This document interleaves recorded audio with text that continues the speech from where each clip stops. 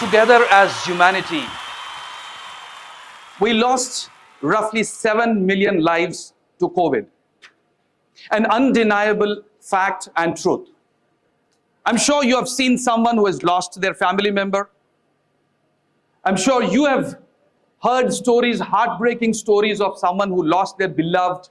And I'm sure you have seen someone who lost a key family member because of COVID. Yet, behind the stark statistics of these deaths and losses, what lies is an often a truth that we are taking time to come to terms with, is that it's people who are still struggling and grappling with their own grief and depression because of someone they lost from their family. Studies and reports say that roughly 25 to 30% people are still struggling, battling with their grief, and that has damaged their life to an extent that most of them have been diagnosed with chronic depression. Like countless others, COVID left my family also devastated.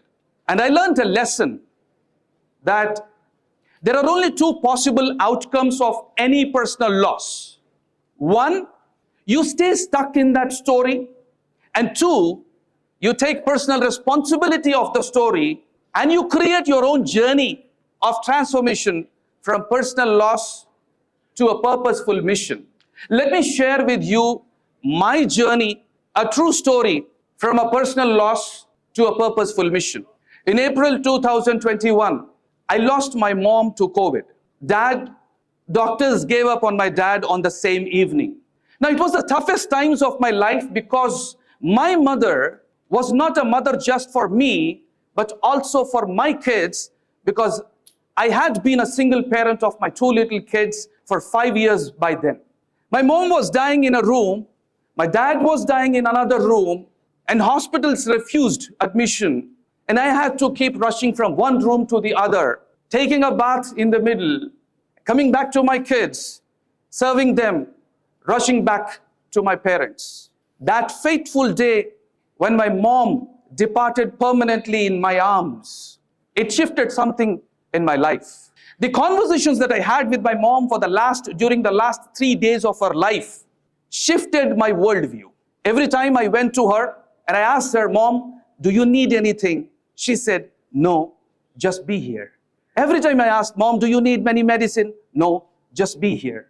And that fateful day, when she left forever in my arms, I collapsed into depression. As I gathered myself after about 15 days, I recollected that a lady who lived such a courageous life, who had multiple surgeries across all over her body, she suffered breast tumor and had her left breast completely removed and had left her body scarred with 27 stitches all across her chest. She was obese, she was diabetic, she was arthritic, and she had all the health issues, and yet she had the courage to be a mother not just for me, but for my kids as well. And that lady, when she was departing permanently from this life, she asked for nothing except for my presence. This altered my perspective on life forever. I came to understand the fact that your being holds greater significance than your action for your loved ones. I recognized that your being outweighs your doing always. And I realized that who you are being, the essence of who you are being as a person, forms the bedrock of what you are creating on the outside for your life. Inspired by this insight, I resolved that I am going to share this profound realization with the humanity. So here starts the story. On 24th of May 2022, at the end of a conversation with Laban Ditchburn, who's also known as the world's best courage coach, we were talking around, creating a show around midnight. He asked me, "Ranjan, so now that your mother has left you with such a profound realization, what would you love to create for your mother?" And I said, "Laban, I would love to create the best ever international being summit in India to raise the awareness of my Indians on the essence of being. After a small nudge from Laban, and I said that I want to bring Steve Harrison, who's known as the ultimate coach in the world, is the highest paid coach in the world, and is also known for not leaving his home in Arizona. All of his clients fly for days together to reach him to get coached for 1 hour, and he charges the highest in the world. And I said, I want to bring Steve Harrison, who's known as the coach of being, to India as the chief speaker at this summit. I called Steve Harrison on the same day, and I expressed my desire to him. And here's what he said: Ranjan, at the moment, my answer is a no. But you please go ahead and create the summit. And the day, if I feel that I must come to India, I'll call you personally and I'll let you know. But you please go ahead. Now, after an initial no from Steve Harrison, I chose to interpret it as a test to my commitment. And guess what? I stepped up the gears. 3 days later, I declared on social media that I am going to create the best ever international being summit in India. And here's what I learned. Commitment becomes your compass for inspired action. And in no time that I had declared this international summit, international coaches, Gabby Puma from Peru, Mike Coates from the USA, and Ankush Jain, the founder of AJC Coaching School in London, reached out to me and offered their support in helping me create this international summit. And to be able to create such an international summit as a charity event in India, it demanded a shift in my own being to be a global influencer. And these international experts offered to help me upgrade my being to be a global influencer. I assembled an Indian team with top experts in India, and I started connecting with experts all across the country, asking them to join me in crafting this global summit. Well, most of them were skeptical. They did not believe in the possibility, and they said no. Some of them said yes, but most of them said no. I did not surrender. And I chose to listen differently. And what I listened is that they're looking for some more evidence. And guess what? I stepped up the gears again. I started connecting with all the international experts and speakers, and I started inviting them to India and be speakers on this international summit. The condition was that they are going to be paid nothing. There's going to be no payment for their speaking, and there's going to be no payment either for travel or stay. And beyond that, I expected them to pay for themselves to be in the summit. People laughed at the idea. But guess what? International coaches, Becky Robbins, the wife of the most famous Tony Robbins, the former wife of Tony Robbins, to the personal coach of 4 US presidents, she accepted my invitation to come to India and be. Aloka Padurai, international best-selling author and coach, accepted my invitation. Clay Musk, the founder and CEO of Infusionsoft, accepted to be one of the speakers. And Gary Moeller from Japan, international leadership coach, accepted my invitation. And having seen all these things, Steve Harrison got so impressed. He declared that he is going to come to India to support this cause and charity. And beyond that, he said, my wife, Amy Harrison, the author of the book Ultimate Coach, is also going to travel with me, and we are going to be the speakers at your summit. Now, here's what I learned. Commitment becomes your compass for momentum. Now, when this becomes so huge that it was rocking the world of personal transformation. And at some point I was not able to manage between my full-time job and the event because I had to be talking to people across the world. And I slept for, maybe 2 hours a day for about 4 months. And I went to my boss and I said, boss, I'm unable to handle this. So I need a leave for a few days. And here's what he said. Well, Ranjan, that's your passion and this is your job. Feel free to choose one of them. And guess what? The answer was a no-brainer for me. And I chose passion. And here's what I learned. Commitment becomes your compass for meaning of life.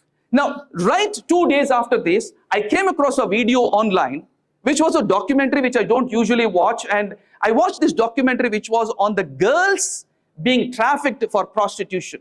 It was a video from US on the true story, and it was horrific to see their pain. It was horrific to see how the girls are tortured and how it's very difficult for them to come out of this gangsters entire thing. And it was very difficult. But I moved on. About 4 days later, surprisingly, another video popped up on my mobile. And this time I was watching an NGO showing a real case study of how a 4-year-old girl child was raped and tortured by a grown-up.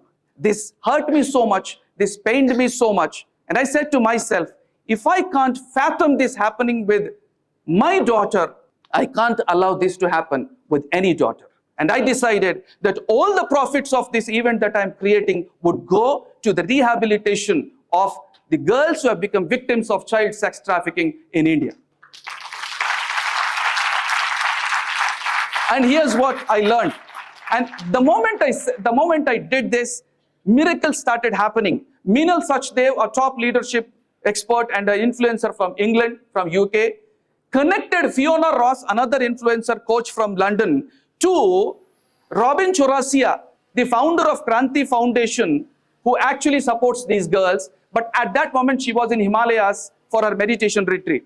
We ensured that we got connected to her and let her know what we are going to do, and finally got connected with Robin Chaurasia.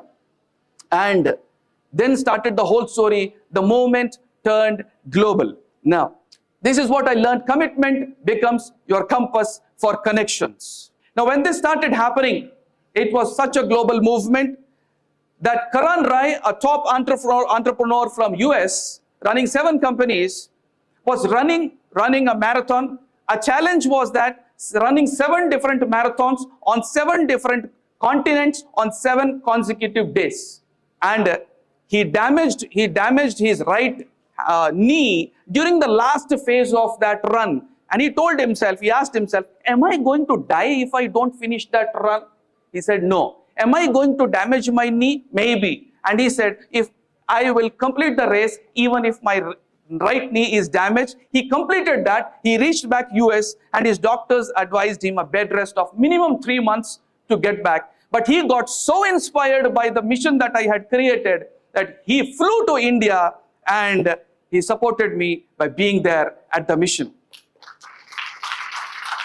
This October, exactly 11 years ago, this boy Kusudi was being hunted by the police in US, and finally they had to shoot him in his head to bring him down. And he was wanted in many different cases, and finally they were helpless, so they shot him and the bullet got into his head, and he fell down.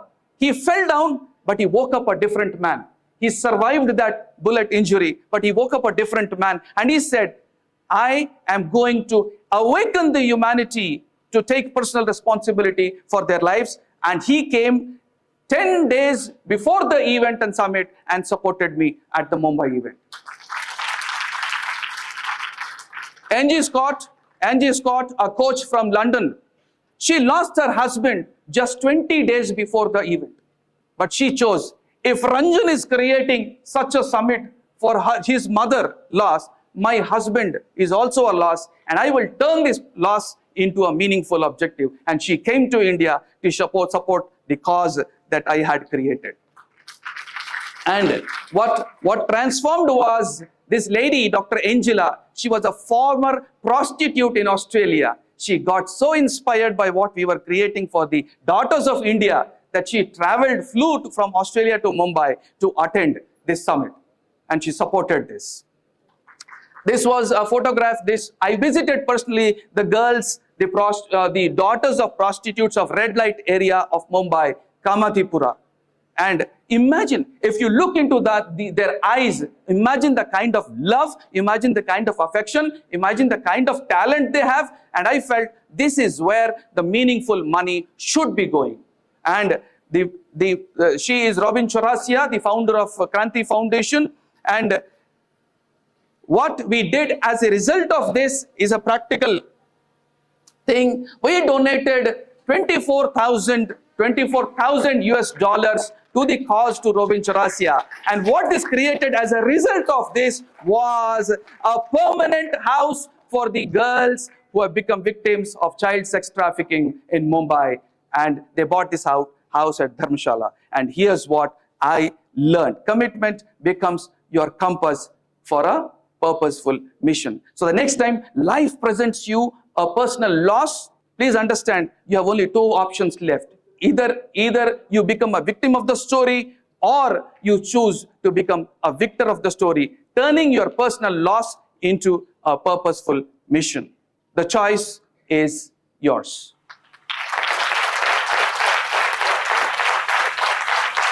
Thank you so much.